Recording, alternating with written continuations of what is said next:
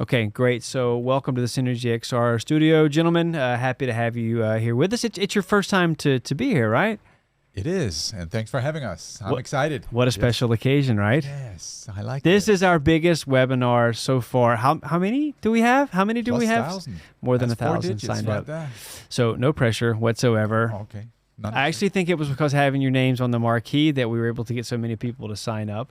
Yeah, thank you for that. And I think with picking up on the easy one, just a complete overview, I guess that's a good one to start with.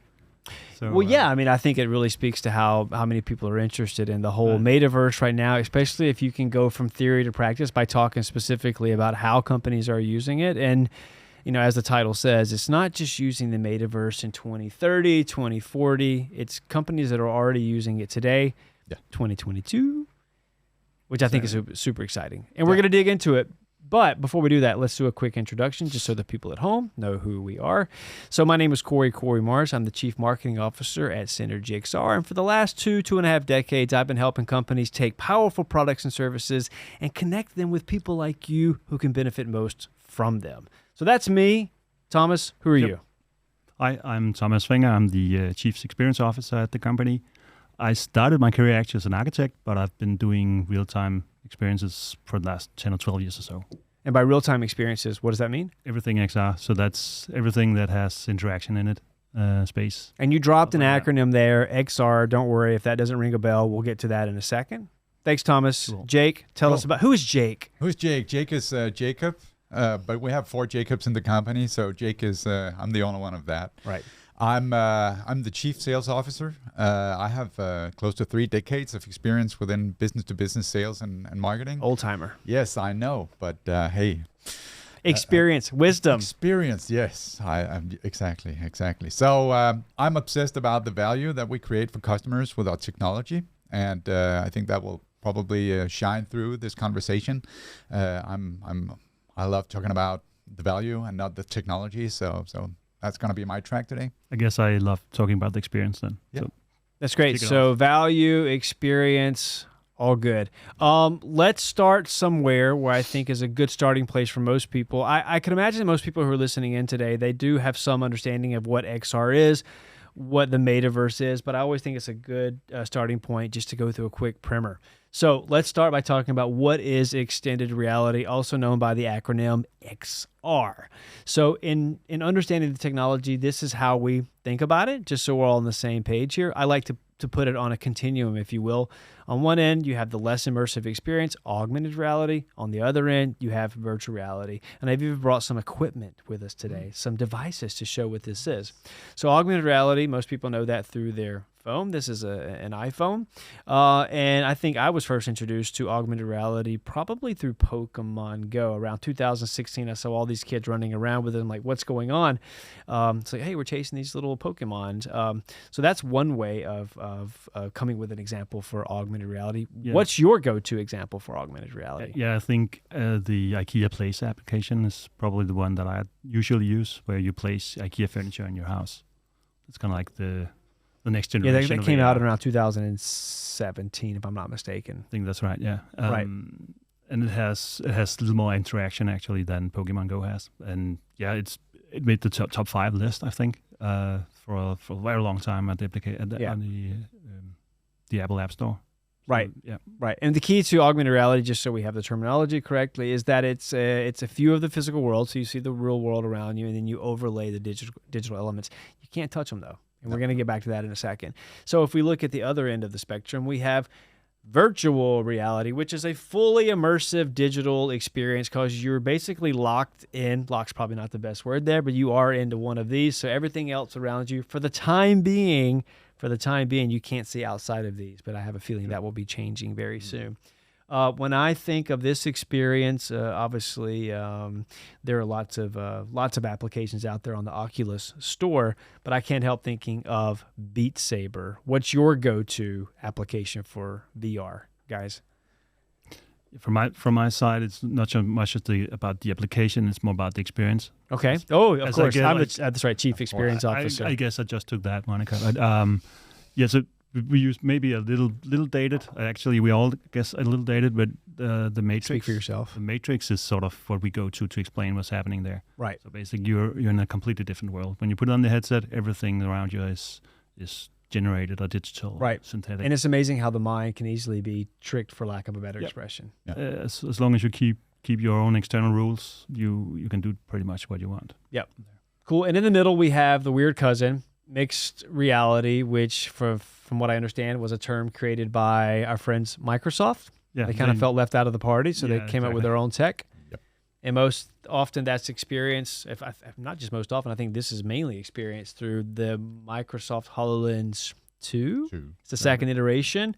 And as you can see here, you get the best of both worlds, I guess. You get the physical world, so you can see through it, but you also get holograms, 3D images layered on top of the physical world that you can actually use. You can use your hands to interact with these things. And the HoloLens is what you call spatial aware, so it knows what the world looks like. It's scanning and generating a 3D model of the world. Versus AR, where you don't, right? Just laid on top of the image, basically. Cool. I think it's going to be really interesting. We'll save this for our XR hardware webinar, which I think we'll be doing pretty soon. So we'll go and do a deep dive into all of these and also look at where did we come from, where are we now, and where are we going to be in the next few years.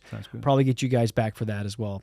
So that's pretty much on XR spectrum and kind of the technology behind that. So we're all on the same page because we're going to be throwing a bunch of jargon out there. Sorry, apologize in advance.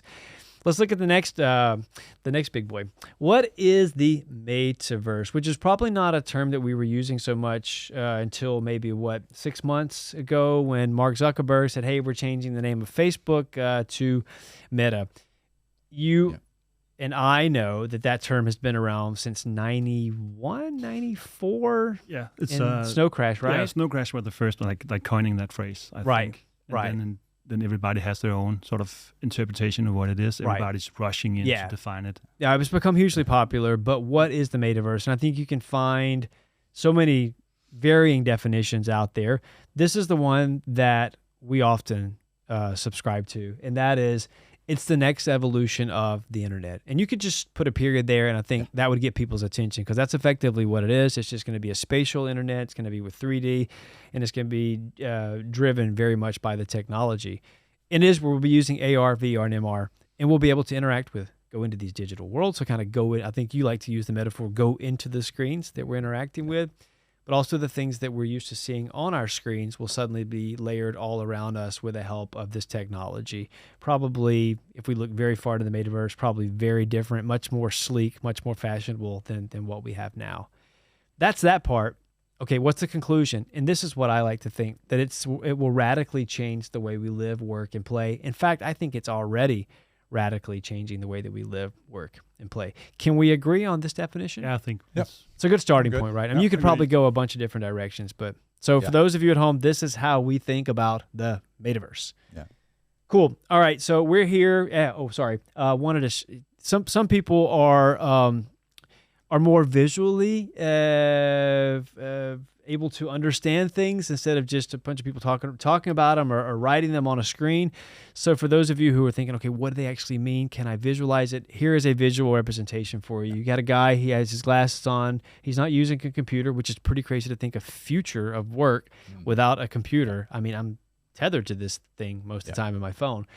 But so maybe things will be displayed through the glasses. That person walking through the hall right there is probably not a real person. I think it's a hologram, perhaps. Could be his colleague on the other side of the world. This could very well be the workplace of the future. So for those who like visual representations, visual communication, this is for you. Anything else you want to add to it? No, go ahead. Sums it up, I think. Cool. Which brings us to what we're actually here to talk about today, which is 12 concrete, very specific, tangible ways in which companies are already using XR technology / the Metaverse in 2022. So, you guys ready? Should we dive in? Let's do it. Let's do it. Number 1, remote support. Thomas, I'm going to start with you. First of all, explain what remote support is and how are companies actually doing it. I'm going to give you a visual reference. Please do. There you go. I'm a visual thinker. Tell us about that. Really short, remote support is the ability to support technicians remotely. So, oh wow, okay.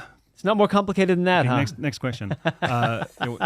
So definitely. So basically, what we see is that very technical solutions, you will be able to support those, have technicians servicing and supporting installations out in the world with a basic understanding, like a base, not a basic understanding, but base education. But by having remote support back at HQ, you can support them for whatever specific installation you have or a specific problem. So you can kind of extend that. So in many ways, it's just a more advanced form of knowledge sharing, just kind of like on-demand knowledge sharing. Yeah, huh? exactly. And you can kind of escalate your support. So basically, a lot of things that the technicians would be able to, or the owner of the product or the operator, would be able to do that by themselves. And if they come into a problem or the specific situation, you can call some support in remotely. And the big benefit of this is that like a small group of very, very highly educated people with deep understanding of this will be able to support a large fleet of service technicians. That's one thing. And the other thing is that you will be able to guarantee uptime on this, like radically guarantee Which is uptime. a great, Which I is great suppose it's because- great anybody working in a production facility. Exactly. You have a machine there, you need to have to run it 24/7. It's all about You can't- maximizing output, Exactly. maximizing capacity. Right. So what type of hardware, what type of XR application technology are we mainly talking about here? So we're mostly seeing things like the HoloLens 2, but you could do this from a phone. It's only a little more cumbersome because you only have one arm to interact with. Yeah, there's some really good examples out there. We'll share those in the show notes for some other cool examples. Sure. So talk about how Sanovo Technology Group is doing this specifically. Yeah, so they're using the HoloLens and they're actually using our own platforms in GXR. Just shameless plug. Can you there. tell me? I'm sorry, I should have said that. Can you just tell us who they are just real quick? So Sanovo they manufacture machines for processing the egg, the production of eggs. It's like egg production, Eggs production, yeah. machinery. Yeah, okay. So they set up complete lines. So you have freshly not hatched, freshly laid eggs coming in one end, and you have finally packaged and tested and sorted and stamped eggs Okay. coming out of the oven. Okay. So that's what they do, and they build custom lines. They have a lot of things that they put up together, and they service a lot of different places in the world. And what they did is when they have set up a new production line, they basically leave a HoloLens behind, which would have some preset instructions and then have a hotline back home. So And they have can facilities all over the world, if I'm not mistaken. So they do. a They global company. mainly work out of Denmark. So Okay, so all the experts are in Denmark, and then they have frontline workers exactly. at the facilities around the world. Yeah. And guess what? When the production line is down, hens don't stop laying eggs just because, hey. So that's going to be a mess if that's not fixed fast. So that's Don't upset the hens. That's value right there. Don't upset the hens. No. Yep. No, and you can't there's no way of fixing it. You can't bring in people to replicate this process. So yeah, downtime means tons of lost revenue, right? they radically decrease downtime. So we're talking from 2 to 3 days down to a few hours, basically. That's pretty Getting there. impressive. Yeah, That's pretty impressive. very impressive. And probably much to the delightment of the person who has to travel all the time at a moment's notice, so that this person doesn't always have to be on the No, on the exactly, road. and they can basically service a larger number of clients as a small operation. Oh, that's cool. It's Great. cool. I love that example. Sanovo. We'll add that to the show notes. You guys can check that out. So, number 2, let's look at procedure training. Thomas, this is also your area of expertise, so we're gonna let you run with it. And Right. actually, we have an example. We have a really good example, right? Let's start with them. Grundfos. Tell us, who are Grundfos? Yeah, so Grundfos is the world's largest manufacturer of different kinds of pumps, industrial pumps. And Okay, so the big pumps. home pumps, both big Massive and small. pumps. I think they have from 3 to 4 meter, 6-ton things down to small portable ones that you can Okay. put in your All right. in your summer house or in your tent. Okay. Basically. Great. So they have a large production.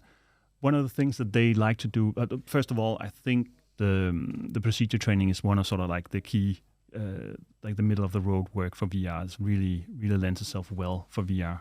Yeah, tell us more about that. What is it exactly? So because we're able to digitize everything, the process, everything, basically making a game where they can train this. You can immerse yourself. You'll have access to everything there. Like basically the operations manual is digitized, so you go through the procedures. You experience this instead of being told or shown. And one of the major benefits here is that the machines that they use, again, uptime is king. So you really need them to produce prefabricated components for the rest of the production line. They have to run all the time. So you can't really have them standing still to onboard new employees or train at new stations. So the ability to train without disturbing the production and the ability to train at scale, for instance, for a new production line that haven't even been started yet. How do you typically train people then?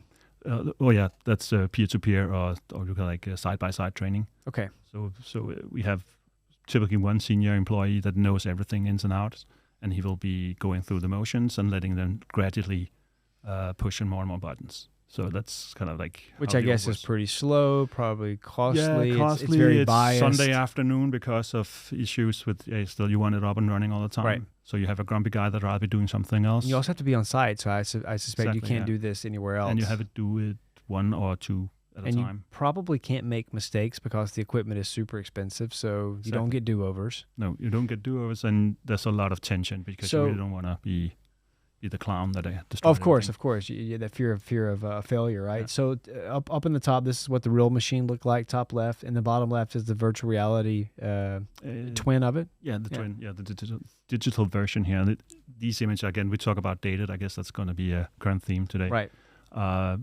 Graphics have come a long way since, but still we just get more and more fidelity, and we get more and more push like one-to-one application. How and this was virtual reality.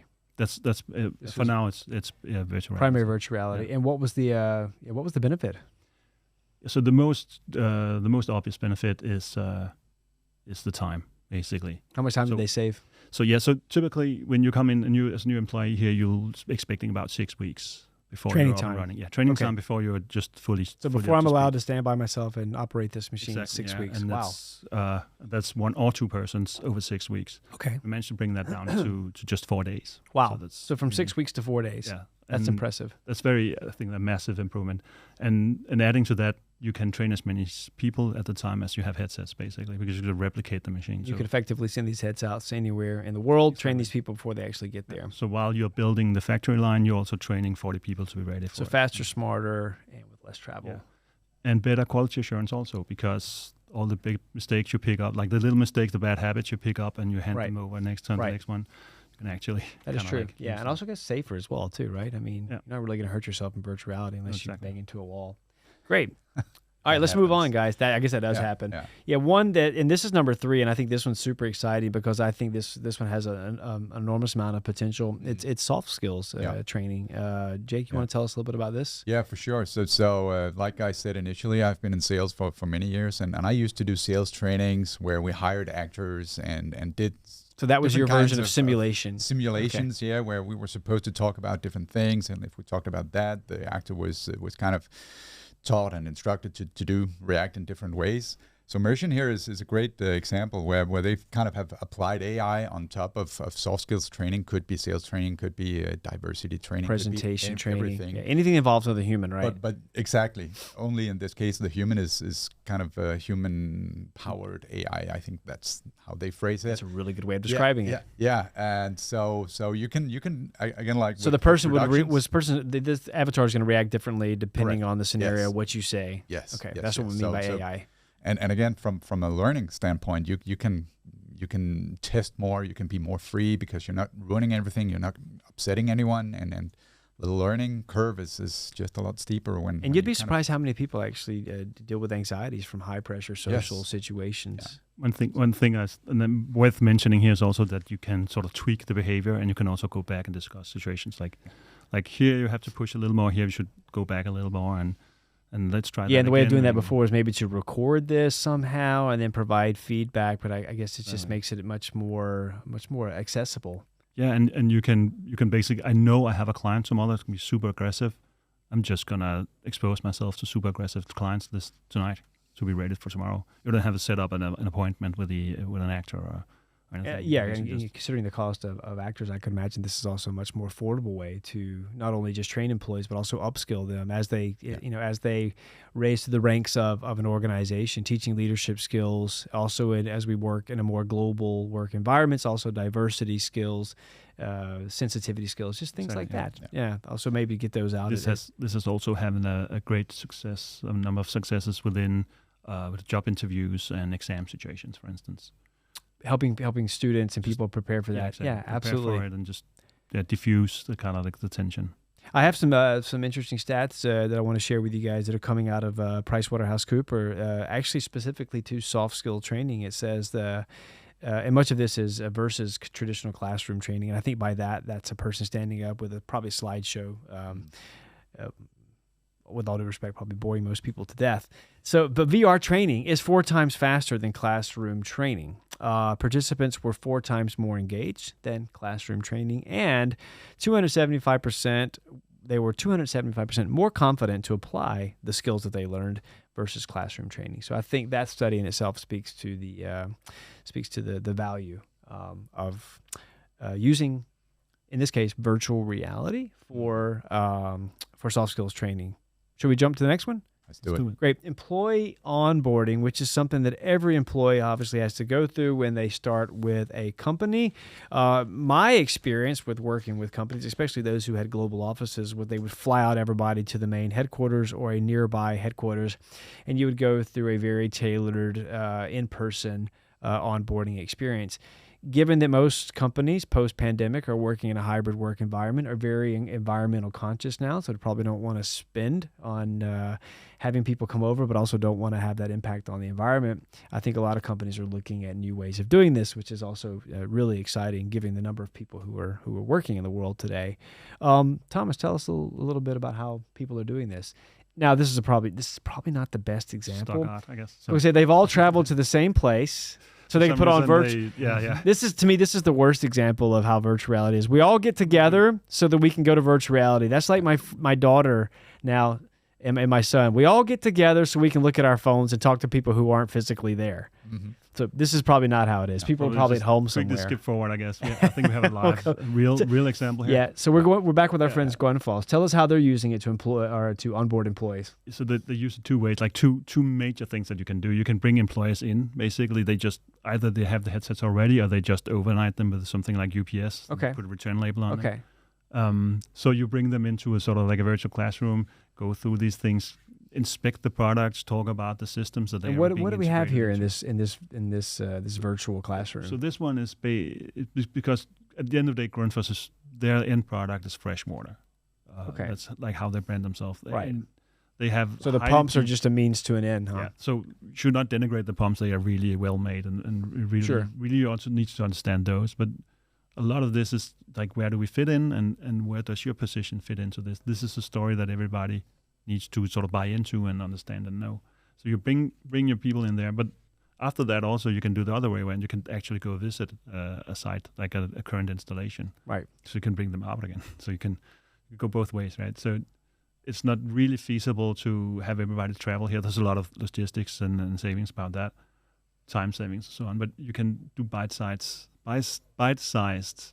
kind of introduction. So this is about, like, how does our sort of like water treatment plants fit into the community, and then they can actually after that go virtually visit an actual site. So kind of helping people see the big picture just much faster, huh? I think if I remember correctly, I read that this replaced a traditional classroom onboarding where the deck that they used for this was like 200 slides or something. So I think by bringing people here, and again, mind you that you see the avatars here, but these avatars were spread all throughout the globe. Yep. And they were able to actually go through this training process and just, I think it was over a few hours versus a few days without having to send, people to the company headquarters. If I recall correctly. Yes, exactly. And they could also mix and match. So you would have local onboarding and a local office, and then you have a couple of hours that day where everybody gets brought together and they go through sort of more like global things. Right. So I was talking to them at Grundfos about this as well, talking to Christian Carlson, the head of their XR, and he actually said that on this was their first proof of concept. They only had 15 people for this one. They saved $25,000 US dollars, both in travel costs, but also the cost of employees being inactive. And he said, hey, Corey, we have 19,000 people here at Grundfos. Imagine the long-term implications of this, and also how much we could potentially save. So I think this is a really good example of how you can use, in this case, virtual reality for onboarding new employees. Yep. Great. You guys want to add anything before we move on to the next one?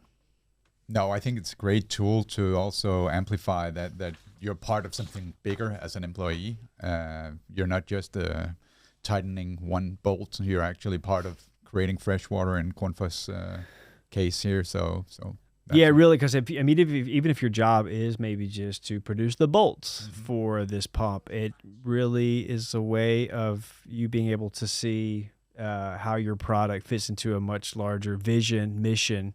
I think that's really important for every employee, especially in the next generation, because there's a lot of coming out right now that Gen Z only want to work unless they have meaningful work. And I get that. I mean, I think whatever motivates people. Cool. Let's move forward. So number 5, retail. Now, by retail, we mean not online retail, not e-commerce, but physical stores, brick and mortar. How do we apply? How are we doing that? Yeah, there's some great examples already. I think we have one slide already prepared. Yeah, the Timberland. Our friends Timberland. Love their boots. Yeah, me too. Been a fan since I was 16, I think. I had my first pair. Well, that's a track we're not going to pursue. Did Timberland exist back in 1939? Yeah. I'm sorry, I went there. Back when you were young, I guess. Back when I was young, the first time. Shots fired. No, so this might evolve into something different than what we're expecting. No, I like what Timberland is doing. So they kind of made it easy for people to access the store and try different outfits, actually without trying different outfits. Without actually having to go into the store, it looks like, too. You can just walk by it. Yeah. And see, hey, how does this new great jacket look on me? Oh, it looks fantastic. I got to go inside the store and actually see if they have it on stock. And probably they don't. And most likely they will put it on a drone and have it delivered to my home address before I'm back home from shopping. So that's where you see retail headed. I think if I can just jump in, I think more and more, especially large brands, see the stores more as sort of like a branding storefront. It's an interaction. Yeah. Thomas, you have to say the word. Your CXO. It's a experience. It's an experience. Thank you. I did not get a cue there. I was like completely unscripted. No, but I think like I'm not calling this a gimmick, but one of the things is like this guy is actually standing in front of the store and people see them. There's commotion. People say, okay, there's something interesting going on here. You get to interact completely different. Yeah, and I think the technology has probably advanced a little bit more since then, because I think now you can actually go and you have virtual dressing rooms, which I think most people hate, is having to get undressed, try on clothes. This is not that advanced. You're walking by, I think you maybe can see your head in this, whereas the others you can actually, I think you get a 3D print of your body, and you can choose different articles of clothing and see how they fit on you. So you actually get the right size delivered the first time instead of too small. And that's a huge problem right now. I have connections who work within fast fashion, and the return rate, because returns are free right now for most companies, the return rates are crazy high. So I think, anytime we can slow down the amount of traffic and carbon dioxide that we're putting in the environment, and also make sure that we find the right fit, the better, right? Yeah. So let's what else do we love about this? Anything else we want to share?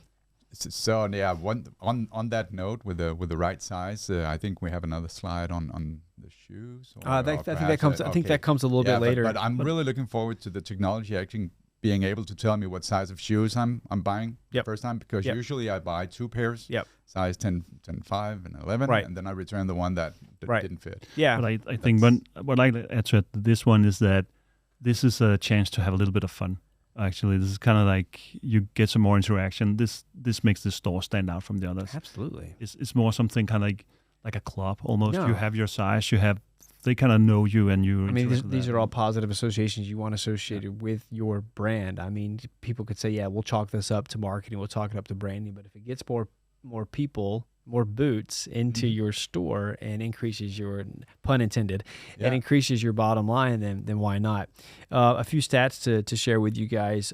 There was a recent study of U.S. shoppers that said that 34% of U.S. adult shoppers are already using some form of augmented reality while shopping. And I think this number is pretty crazy too. 71% said they'd shop more often if they used AR. And I think there's this overarching theme that basically says see or try before you buy. That's kind of weaving its way through people's mindset right now because the technology is available, and we're basically seeing it a lot in our social media as well. Snap, TikTok, Instagram have all these AR filters. You see consumers wanting to be in charge. So you want to do your own research, your own sort of fitting and seeing. Which is, why this is very much just the next evolution of the internet. So let's move on to the next one, which is recruitment, because I thought this one was quite interesting. That it comes in as a little bit of an outsider. It's like, okay, how are companies using this technology? How are they using the Metaverse to recruit new talent? And Thomas, you know a little bit about this because you've been working with this company here called GKN out of Sweden. It's a British company, but this specific branch is from Sweden. They have a factory in Trollhättan, close to Gothenburg in Sweden, in western Sweden. What do they do? What they do is they build high precision, high durability components for the aerospace industry. Okay. Aviation and aerospace. So rocket engines, jet engines, different components. Sounds very top secret. Yeah, very. So it's about a very military and CIA kind of things. Like we had to send a copy of our passport about 2 months in advance there, just to come and visit the facilities. Come visit to talk to them. So they have a huge problem in outreach, needless to say. Okay. And they have their own university there that trains future rocket engineers. It's literally rocket science. This is rocket science. Yeah. Okay. So they thought that should be more interesting than it apparently is. So they're trying to sort of figure out like why. And flat out, people don't know they exist because they are kind of top secret. Okay, and what do they do? So what they did, we helped them do here is just build sort of a selection of some of the coolest things they do. So they are able to show that this specifically, this is a VR experience. Okay. And it's running at Gothenburg Science Museum. So they target potential high school students.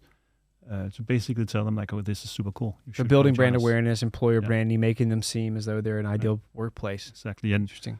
And being engineers at the core, they realize that they are normally just coming up with a lot of numbers and graphs, and they realize they have to show and let people interact.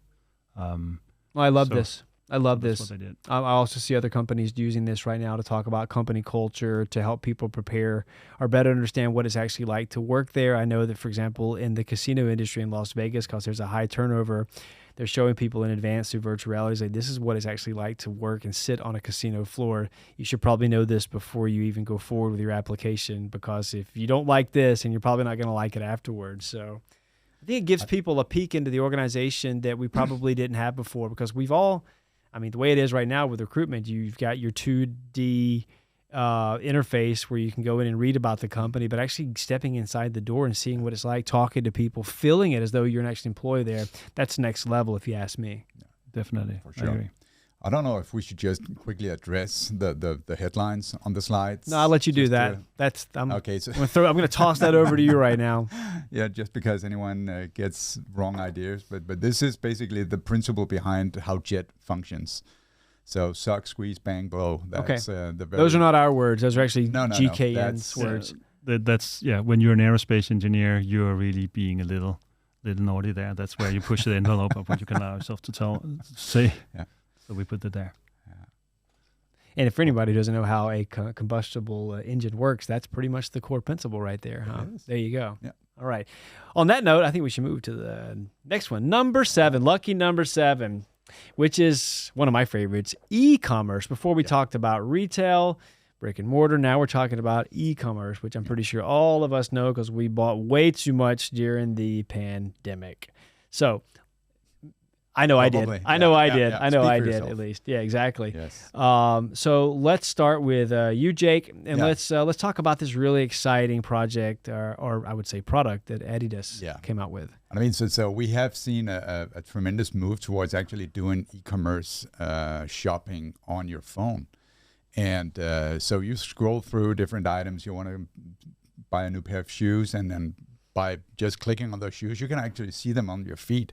That's a great way of interacting with augmented reality and add that to your e-commerce offering.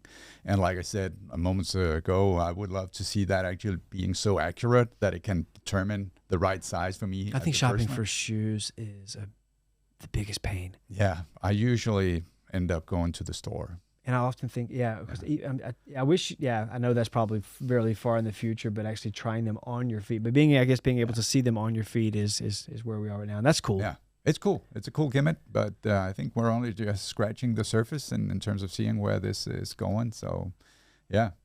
So this is when people download, this is app-based right here, right? Yes. This is app-based. I think what we will see moving in real quick is the ability to just go from a website, click on an item, and use it in, we call it web AR enablement. So you don't have to go through the friction of downloading an app and installing and signing up with your user. And I mean, most people have gone by that point. And just to bring this over to you, Thomas, this is your area of expertise. Can you tell us a little bit more about how this works in terms of web AR, and kind of speak to what Jake was talking about as well? Traditional application versus right? Web AR.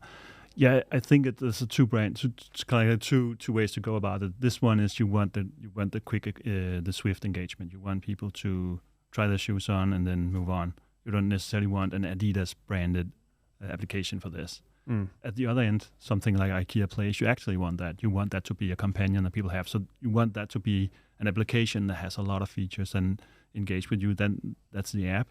Web AR is just thundering forward now because we really want that quick engagement. Do you see as web AR probably taking over more app-based AR? I definitely do. And also I see that's actually true for all the technologies we're talking about today. We see them be more ubiquitous, so they basically just kind of being integrated. Right. You jump in and you jump out and you use whatever you need. And is there a particular reason why web AR is kind of overtaking app-based AR? Is there something in the telephone that's making that possible now? Yeah, they're just being faster and better, and they some of the newer phones have sort of like laser scanners in them, LiDAR scanners. So, LiDAR scanners, which is built into what the iPhones? I know the iPhone, the Pro lines, I have them in right now, but we see all kind of depth sensors coming up, so you just see better and better integration. I think this really speaks in general to the whole putting the power in the hands of the consumers and giving them the tools that they need to make the right decisions. There's an interesting a stat that I want to share with you that just came out of Deloitte. It says that by 2025, nearly 75% of the global population and almost all smartphone users will be frequent AR users. So it's becoming, at least for my children's generation who are 17 and 14, this is just natural. They think about AR as just the normal way of communicating, whereas for us, it's pretty new. It's pretty fascinating. And they don't even see it as AR. They just see it as something they do. Exactly. I think we're the only ones putting a label on it. We're the only ones putting a label on it. Great, guys. Let's move on. Do you want to add one more? Go for it. I think this is one side of the coin. It's like this quick thing you have in your phone. The other, just flip it around to actually having the virtual stores and the showrooms where you can come in and you can actually integrate, like basically having the physical store being virtual in VR is another thing that we see coming. And when you buy a true product, you also get sort of like a digital version of the same product, like a real product and a virtual product at the same time. Some of this we see also. I think that's super exciting, and I'd love to actually come back and do a whole NFT, the future of e-commerce, because there's also, we're seeing things with Lowe's. So the home improvement store Lowe's have just launched their own Metaverse thing where they're basically putting all of their products as 3D out, available for people to use them. So is that like the future of product placement? To be determined. But on that note, let's move on to number 8, which is interior design. And we're going to use our good old friend IKEA Place for this. Thomas, we've been working with IKEA for quite some time. Tell us a little bit more about this. For those who haven't maybe tried it. So a few people haven't seen or tried or heard about it. This is an awesome app where you basically get to try it before you buy. You see what kind of style you want in your room, and you can get different versions, and you can share it with your significant other that's probably having kind of like final say in this one if you have a good idea about it. And you can buy it directly. And you can buy it directly and they'll ship it. So this is just a really awesome application, and it's really well-rounded. It kind of actually gives you incentive to install an app. I was saying before that you want quick engagement. This is actually long-term engagement. So what's really clever from IKEA is that you kind of have your interior decoration application there. Right. And this is augmented reality, obviously, because we can see this. they have, I think, the entire catalog from IKEA that you can actually go through. They do, and if I'm not mistaken, so this is slightly outdated. This was originally launched in 2017, so they were one of the first movers. It instantly became an app store phenomenon. It actually ended up, I don't know if this is accurate. I've read that it was maybe the top 5, one of the most downloaded apps. I would just say that it's one of the most downloaded apps, at least in terms of e-commerce. But if anything, it gave them a huge advantage in terms of their marketing, in terms of their branding, by being a first mover. And I think it really speaks to just IKEA's commitment to innovation. And they also, afterwards, I think in 2021, they kind of one-upped this by creating an IKEA studio, which not only allows you to just add individual pieces of furniture, but I think now you can design an entire room. We'll add links to this in the show notes for you guys to check it out yourself. Big fans of IKEA. Love what they're doing. Also true to our Scandinavian DNA, right? True. Yeah. But they are pushing the envelope, constantly just pushing it further and seeing. They are in so many ways, though. I'll tell you what, though, if I can actually buy something there without having to go through the IKEA labyrinth and have, yeah, exactly, and not get IKEA. My wife and I have this thing. It's like when we're so tired after we finish IKEA, she's like, "What's wrong with you?" I'm like, "Again, I think we got IKEA." It's good though. I know. I love everything that they're doing. Yeah. All right, so this next one is super exciting because I think it has some really. What do you want to call it? It has some really hardcore, but also some really heartening implications, and that's healthcare. And Jake, sure. I know this is one of your favorites. So, won't you tell us a little bit more about this one? Yeah, this is so just recently. There was this article that my wife introduced me to about a team of surgeons who. Do you want to start with them, or do you want to go back? Let's start with them. Yeah. Yeah, let's start. Yeah, that's very applicable actually. Yeah. So there was this team of surgeons who were separating two Siamese twins through their heads, and obviously you can't practice on that, but you can in VR. So they did. They practiced for hours, and a simple crew of a lot of different surgeons to actually practice on how to separate a Siamese twins who were put together on their heads, and this. It was a 27-hour surgery, and everything went out fine. But they were practicing on VR, so that's super interesting. Yeah, they were practicing using this company here, right? Also VR. Great company doing great stuff. And I disclaimer: if you want to visit the website, even though it's VR, it may be graphical. I had a little whoa. Oh, really? That's very graphical. Okay. You can't be queasy if you're in that field. Well, you can't be queasy, I guess, if you're going to be a doctor or a surgeon. The knee is very open on the website. Okay. So just all right. Heads up. Yeah, be prepared. Yeah. But that's one great use case of using VR. So they're using this to train doctors, but also medical students? Yes. And training without actually putting lives in danger of so you get as many do-overs as possible without exactly killing anyone. Yeah, and just recently, I know if do have time for that now, but we're currently working with a local hospital here, who's Mursion University Hospital. University Hospital, and it turns out that the output of a CT scan or an MR scan actually is directly integratable into our software, so we can add almost an X-ray vision to surgeons real quick instead of waiting for 50 hours to print some bone structure or hip. You can actually have it in digital version like instantly right after the scan. So that's super interesting to see how that evolves. And so it really speeds up the process of doing a really rapid you can analysis of the problem so you can come up with a quick solution. Yeah, and virtual conferencing, basically just bring in an expert for a short while, discuss like potential solutions, and then jump out again. Well, I guess in the interest, I mean, when thinking about medical emergencies, time is of the essence. So if you have to go in and know how to fix this, whatever, and you can save minutes, hours. Yeah, that's. I mean, I would be happy if that was me on the other end of that knife. So that's valuable. Yeah, and also they use so. You're talking about re-operations, and if you can reduce that number by even a fraction, that's a huge value right there, both for patients but also for economy. So just in cost savings, just in general, yeah. But also, reducing the number of what would you call it, unnecessary surgeries as well, right? Exactly, and also targeted surgery. If you perform surgery, you have to be sort of prepared for just about everything. Yeah. If you know exactly what you are going to encounter, Sure. you can go in there, do what you need to go and go out again. So it's a level of information that maybe hasn't been available so far. I have some data to share with you guys, and this was actually just taken from OSSO's website. It says one study found that the VR group using OSSO VR performed significantly better in the surgical procedures across all categories, scoring 130% higher than those who trained with traditional methods. So there you go. And I guess obviously the output is that we were able to do things like this and save people's lives, which is great because you have that really human mankind impact, and I think that's really heartwarming to see things like this. And I think an important one here is also to develop and discuss new procedures. It's almost impossible to do either on sort of like... Well, before we had just cadavers, right? But you didn't get any response on a cadaver. Yeah, you had one shot, right, basically, right? So here you can actually join experts from the world. You can discuss like, okay, I have this new idea, like how we approach it. Like imagine if they also, and we're kind of digressing here, but imagine if they start using AI like the company we talked about before, so the patients actually have some type of response. Mm-hmm. That could actually be really interesting. Cool.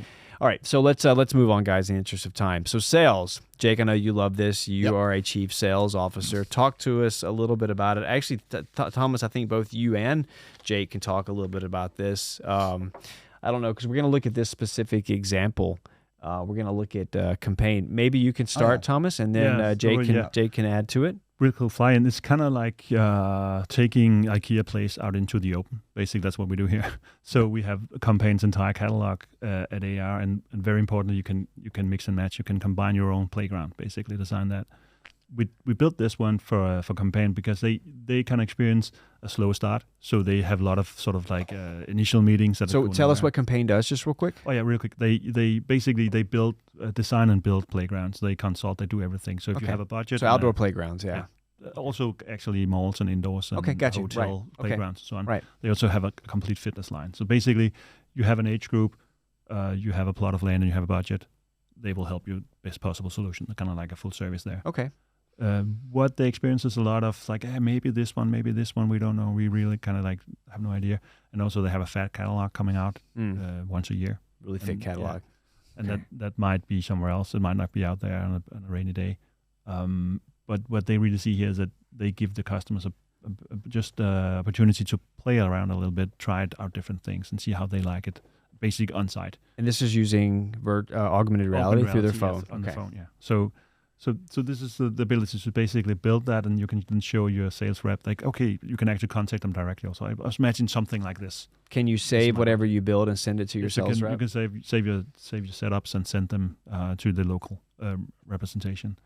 So that's a huge enabler for salespeople, exactly, by putting the power in the hand of the customer. Exactly, and this one is still rolling out at the moment, but one of the things that they estimate is that they could probably save themselves one or two sort of like so and that's the thing, just to have a point of reference. So how were they doing this before? Were they taking the catalog and looking with the customer saying, hey, imagine that this is what this is going to look like? This one over there, and maybe a big ship that hasn't really made it into the catalog because it's just coming out. A lot of hand waving, and that's one thing that the sales guy can tell about this. Right. But then the client have to bring that back home to the board of directors or whoever going to sort of sign off on that, and that's going to be even more hand waving and circles in a catalog. Okay, so it speeds up the entire sales process. Kind of like pre-visualization of what they really need, make kind of like enabling your clients to kind of like visualize what they have in mind. Do we have any concrete results yet from Kompan, or is it still early? It's still too early, I think. And like one of the things is that this is part of like a huge engagement program they're running. So basically, the readiness, like the readiness is like one visit ahead. I think that still aligns just in general, even though it's B2B, it still aligns with the general movement that we see that people want to try before they buy. Because I mean, at the end of the day, B2C, it's still people to people, right? Yeah. So you're expecting this. Yeah, and also you have sort of like the end user. You could have, say, this could be a hotel chain, or it could be just a playground. I mean, effectively, you can visualize anything, right? Yeah. You want anything, Jake? Yeah, no. Just as me myself, I'm a very visual guy. I struggle with actually visualizing how would this look if we put this here, and this is just a great tool for a guy like me who's I'm super Same bad here. at Same visualizing. here. Yeah. Yeah, another thing, if we can touch upon that real quick, not in this case, but another thing where we see sales are really utilizing this is on exhibitions and events. I mean, the price for a square foot on some big exhibition is super high, and if you can, you can literally add as many square feet to your exhibition. This would be more through virtual reality, right? Yes. Okay. Yeah. But for sure, you can also use augmented reality to you could actually you could at the booth about some products, either with an iPhone or an iPad or something. Yeah, correct. So there's a lot of interest. That's a really good point, because obviously anybody who's been or paid for an exhibition space realizes the cost. But if you have any type of large product or want to show your product in context, that's nearly impossible. So just with virtual reality, you can actually augment. You can add or take people to a different location. You need to bring the products. If you have physical products, you need to bring the production line. That's a really good point. Yeah. All right, guys, let's move on. Because education, and what I mean by education is obviously educational institutions, onboarding and training. Those are also types of education, but this is more elementary school all the way up to college level. So let's talk a little bit about what in Danish is called Svendborg Erhvervsskole og Gymnasium. I just had to practice my Danish right there for a second. Job, yeah, but it's actually called Svendborg Vocational College. Thomas, actually, who wants to take this one? I'm going to throw this up. I'll put it out there. Who wants this one? Yeah. Let me do the theory and you can do the practice of it. Cool. All right. So basically, this is back to the top of Dale's Cone. Dale's Cone. Okay. Yeah. Tell us about that. So the cliff notes of it is basically that you can tell somebody, you can show. I love that you know cliff notes. so you can tell somebody, right? You can show them or you can let them try. That's basically how you learn people. And they're a vocational college, so very hands-on. Very hands-on, and it's very much a group of people that kind of likes to engage with objects. So conveying any kind of subject matter here is like, instead of having a single slide edge burning into the screen and talking at length, you can actually really quickly show them the interaction and let them try after. So that is kind of like... Yeah, because in this image you have the instructor over here, Brian. These are the students, and they're actually in Synergy XR in the virtual reality, actually showcasing some of the things that they've designed, the things that they've mocked up before they've actually physically made them. Exactly. And there's a lot of benefits. Like one of the things is like you can go to the moon, right? So you can basically go visit anywhere. You can bring anything in because you're virtual, and that's kind of the idea of this. So that you're able to say for instance, like we had onboarding before. If you want to have a closer look at one of the Grundfos pumps or an engine or any kind of like complex machinery, you can spawn it in virtual environment. You can take it apart, you can discuss it. After end of class, you just load out of there and everything is cleaned up and ready to go. But let me ask you guys this. I mean, we've all gone through grammar school. We've all had to sit and read the books about history or whatever. I mean, obviously this is a vocational school. This is a college level, so we're dealing with adult students. But I mean, this has to have huge ramifications across all levels of education. You can basically take any type of subject matter and suddenly make it to an experience. How do you guys feel about that? I'm super excited about it.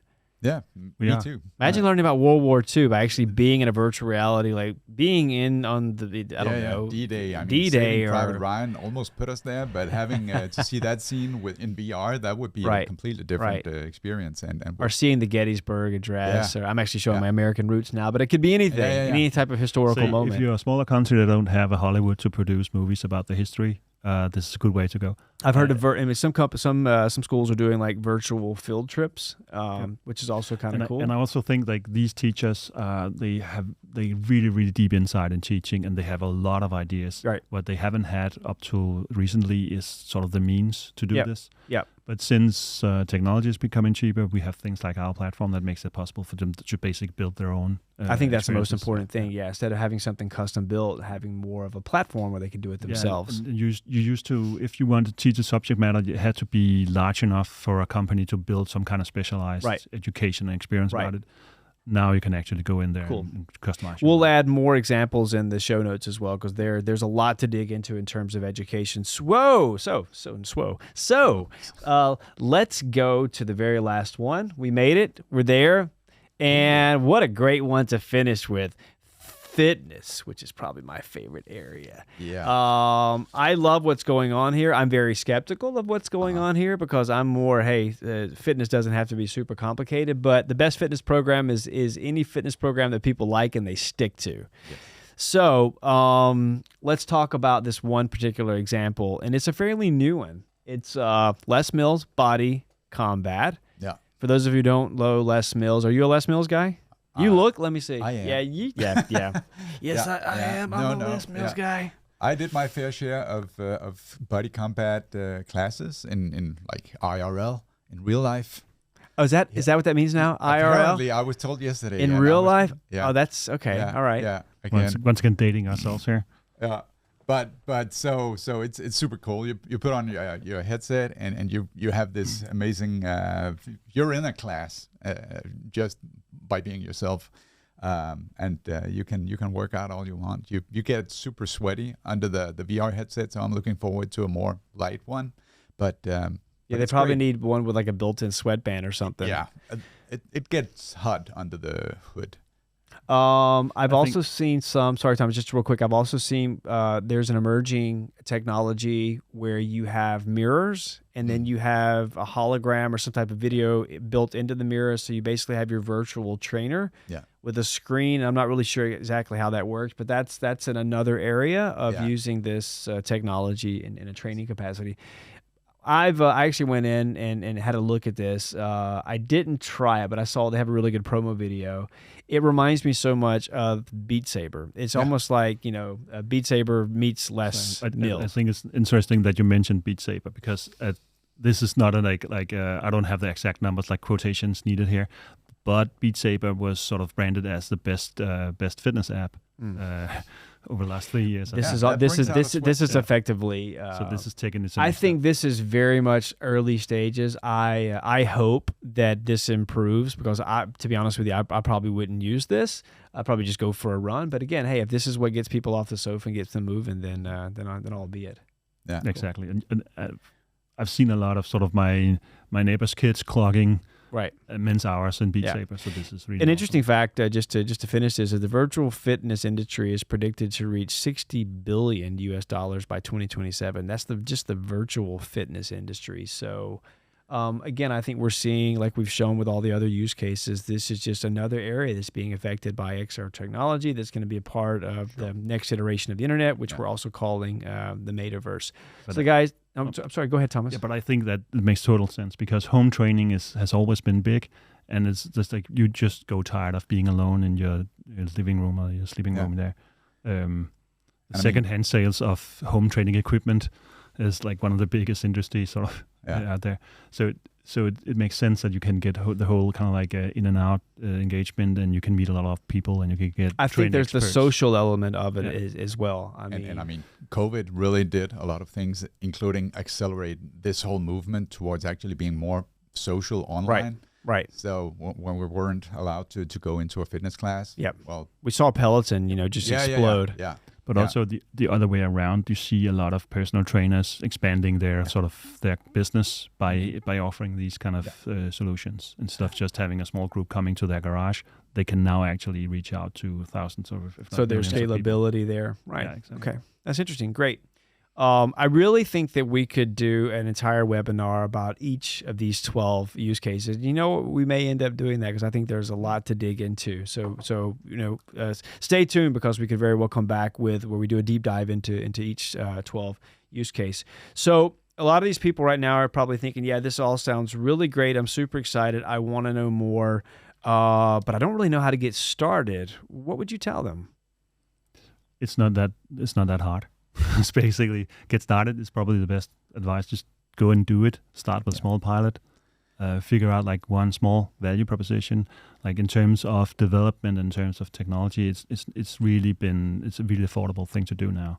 So for very, very small budget, you don't really have to be Volvo or IKEA to do this. You can actually start small. So we've seen the transition over the last few years from having these one-off, really highly customized solutions, really expensive solutions, to now where we have technology, Synergy XR being one of those, where people are actually able to build these themselves, right? Yeah, exactly. sure. And you can see just about any company being able to start from nothing to actually gaining value within a single project. So you don't really have to have the major setup before you start to actually generate value with this. No. I think that's a big one. You don't really need the R&D department for several years before going for this. You can really start early and just jump in and get it going. And what happens for people who wait, though?